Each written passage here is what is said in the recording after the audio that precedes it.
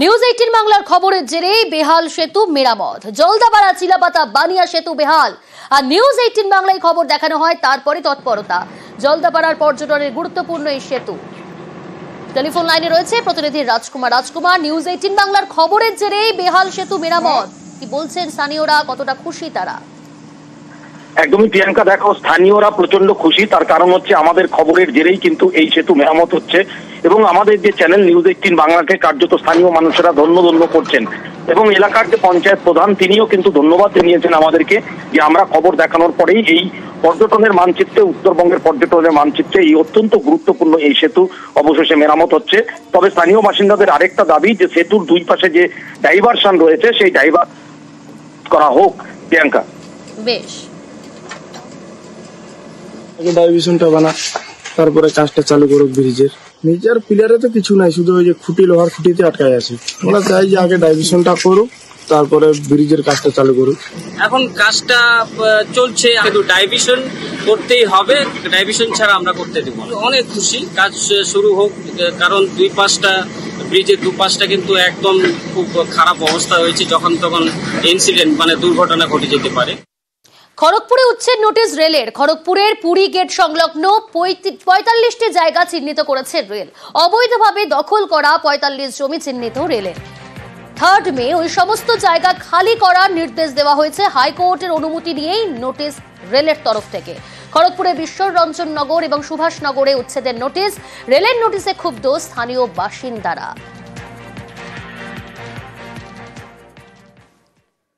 আমরা দেখাচ্ছি পাশাপাশি আসানসোল, সেই আসানসোলেও কিন্তু শুট আউটের ঘটনা ঘটেছে। আসানসোলে শুট আউট, বার্নপুরে ব্যবসায়ীকে লক্ষ্য করে গুলি। বার্নপুরে গুলিবিদ্ধ ব্যবসায়ী ইরফান মুস্তাফা, তিনি আশঙ্কাজনক অবস্থায় দুর্গাপুরের নার্সিং হোমে ভর্তি। গতকালের ঘটনা, তদন্তে নেমেছে হীরাপুর থানার পুলিশ। একদিকে যখন রামপুরহাটে শুট আউটের ঘটনা আজ সকালে, আর গতকাল আসানসোলে শুট আউট, সেখানেও ব্যবসায়ীকে লক্ষ্য করে গুলি। টেলিফোন লাইনে রয়েছে প্রতিনিধি দীপক। ব্যবসায়ী কেমন রয়েছেন এবং এখনো পর্যন্ত পুলিশ সূত্রে জানতে পারলে কি কারণে এই হামলা বা কি কারণে এই গুলি চলার ঘটনা ঘটলো? দেখো, একদিকে যেমন ব্যবসায়ী হাসপাতালে তার জ্ঞান ফিরেছে, তিনি কথা বলতে পারছেন এবং ইতিমধ্যে আসানসোল দুর্গাপুর পুলিশের একটি দল হাসপাতালে তাকে জিজ্ঞাসাবাদ করতে গেছে কি তার সঙ্গে কোনো ব্যবসায়িক শত্রুতা ছিল কিনা। কারণ এই ব্যবসায়ী জমির ব্যবসার সঙ্গে যুক্ত এবং পুলিশ মনে করছে জমির ব্যবসা সংক্রান্ত কোনো বিবাদের কারণেই এই শুট আউটের ঘটনা ঘটেছে। অন্যদিকে কিন্তু আসানসোলের হীরাপুর থানার পুলিশ তার পরিবারের লোকজনকেও কাছ থেকে জানতে চাইছে কি তার সঙ্গে কোনো শত্রুতা ছিল না, পারিবারিক শত্রুতা ছিল কিনা, প্রতিবেশীর সঙ্গে কোনো শত্রুতা ছিল কিনা। কারণ হচ্ছে গতকাল যখন ঘটনা ঘটে তখন কিন্তু অন্ধকার নেমে যায়। কারা এসছিল, দুষ্কৃতীরা কিসে এসছিল এবং শুনশান রাস্তা থাকার ফলে কিন্তু কোনো ব্যক্তির নজরে পড়েনি এই ঘটনা যখন ঘটে। তাই কিন্তু পুলিশ তদন্তে নেমে পড়ে ঘটনাস্থল থেকে কোনো সিসিটিভি ফুটেজ বা সিসি ক্যামেরা লাগানো ছিল না আশেপাশে, তাতেই কিন্তু পুলিশকে ব্রেক করতে, তদন্তের জন্য নির্ভর থাকতে হচ্ছে ব্যবসায়ী এবং তার পরিবারের লোকজনের বয়ানের উপরে। যদিও এই ঘটনা এখনো কাউকে গ্রেফতার করতে পারেনি পুলিশ। মাথাভাঙার দিকে নজর রাখা যাক। মাথাভাঙায় হাসপাতাল সংস্কারের কাজ শুরু করা হলো। মহকুমা হাসপাতাল সংস্কারের কাজ শুরু। দীর্ঘদিন ধরে এই হাসপাতালে বেহাল দশা, অবশেষে সংস্কারের কাজ শুরু হয়েছে। রাজেশ রয়েছে প্রতিনিধি সরাসরি। কি বলছেন রোগীর পরিবার এবং হাসপাতাল কর্তৃপক্ষ? কারণ যেভাবে বেহাল দশা আমরা দেখেছিলাম হাসপাতাল চত্বর এবং হাসপাতালে, অবশেষে সংস্কারের কাজ শুরু হলো।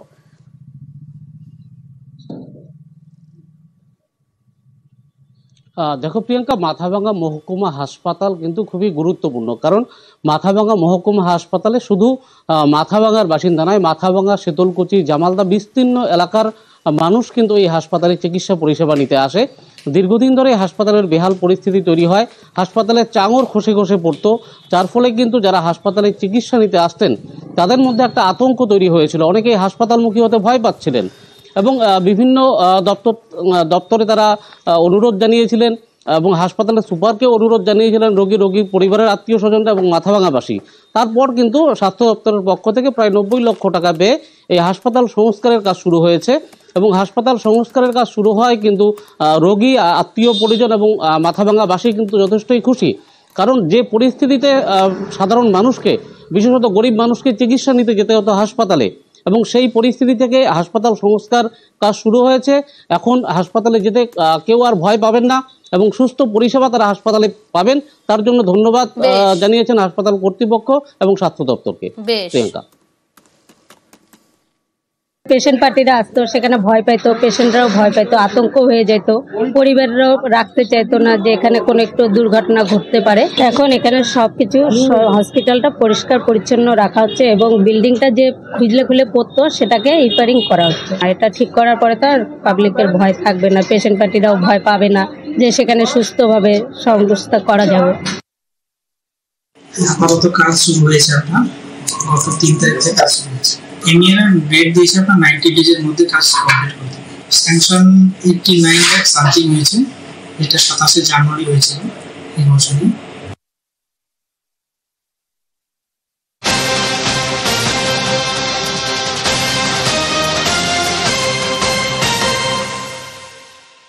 নতুন করে সাজছে তুফানগঞ্জে Rasikbil mini zoo.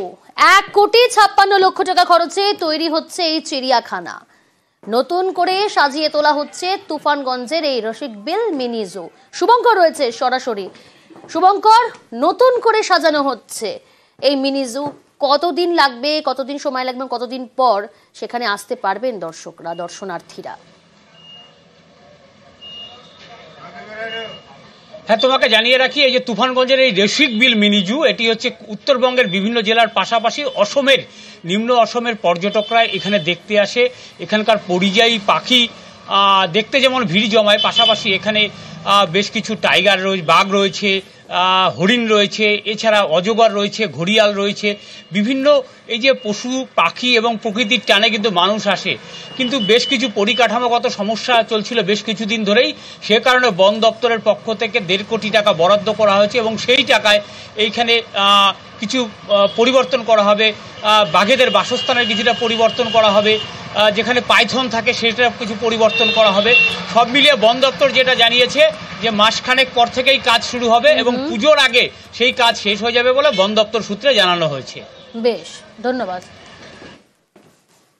Rasikbil mini zoo যেখানে 1.5 কোটি টাকা দিয়ে আরো সাজানো হচ্ছে, কিন্তু আমরা চাবো আরো অন্য কিছু সংযোজন হোক। যেমন বেঙ্গল সাফারিতে আমাদের সাজানো হয়েছে অনেক কিছু, রয়্যাল বেঙ্গল টাইগার দিয়ে সাজানো হয়েছে, গন্ডার ঠন্ডার হাতি দিয়ে সাজানো হয়েছে। সেরকম যদি কিছু একটা হয়, নতুন নতুন পাখি যদি এখানে আনা হয়, অনেক পর্যটক আসে, আমরাও যাই, বাচ্চা কাচ্চা নিয়ে যাই, এবং উত্তরবঙ্গের সব জায়গা থেকেই মোটামুটি লোক আসে, এই জায়গাটাকে চেনে। আরও আশা করি যখন এখানে নতুন কিছু সংযোজন হবে তবে অবশ্যই লোক আরও বাড়বে। 1.5 কোটি টাকার কাজ আমাদের এখানে নেওয়া হচ্ছে। আগামী অর্থবর্ষে এই কাজগুলো কমপ্লিট করা হবে। আমাদের একটা ওয়াটার বার্ড এভিয়ারি হবে। জলজ পাখি, অ্যাকচুয়ালি আমাদের রসিকবিল তো জলজ পাখির জন্য বিখ্যাত, তার কিছু রিপ্রেজেন্টেটিভ পাখি যেগুলো আছে সেগুলো আমাদের এখানে দেখা যাবে। জলজ পাখির এছাড়াও আমাদের বিভিন্ন প্রজাতির পাইথন, যেগুলো কনস্ট্রিক্টর আছে, সেই পাইথনগুলোর জন্য আমাদের একটা এনক্লোজার করা হচ্ছে। পরের বছরও আমাদের ভালো পর্যটকরা আসবে এবং এই যে নতুন খাঁচাগুলো হবে সেগুলো একটা বাড়তি আকর্ষণ হিসেবে আমাদের কাছে আসবে।